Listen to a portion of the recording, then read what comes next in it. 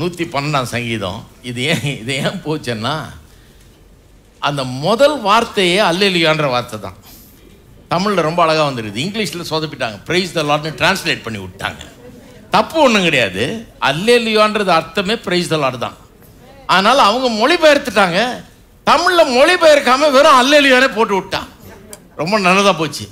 அப்போ முதல்ல ஆரம்பமே எப்படி? அல்லேலூயா. எல்லாரும் சொல்லுங்க அல்லேலூயா. அதுக்கு மீதி வர்றதெல்லாம்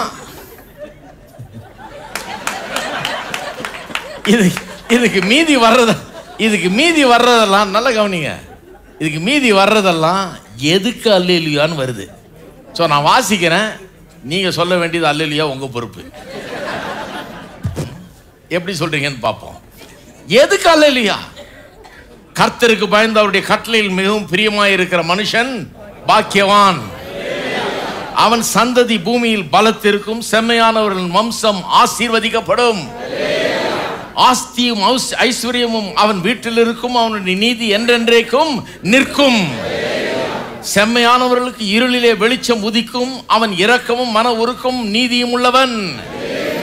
இறங்கி கடன் கொடுத்து தன் காரியங்களை நியாயமானபடி நடப்பிக்கிற மனுஷன் பாக்கியவான். அவன் என்றென்றைக்கும் அசைக்கப்படாதிருப்பான். நீதிமான் நித்திய கீர்த்தி உள்ளவன். துர்ச்செய்தியை கேட்கிறதுனால் பயப்படான். அவன் இருதயம் கர்த்தரை நம்பி திடனாயிருக்கும். நல்லா சொல்றீங்க.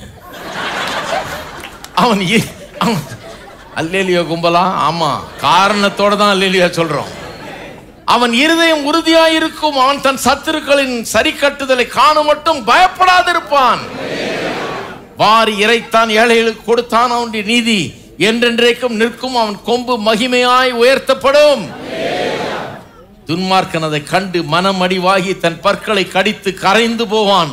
துன்மார்க்கருடைய ஆசை அழியும்.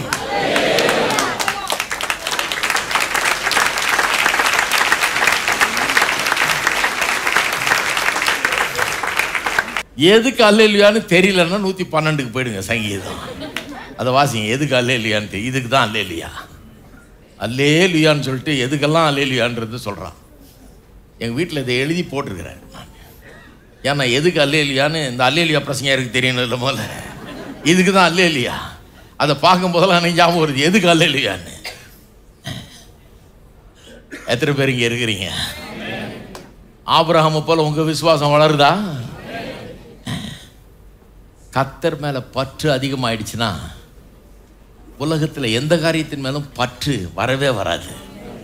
ஒட்டும் வராது, பற்றும் வராது. ஒட்டு இருக்காது, பற்று வராது.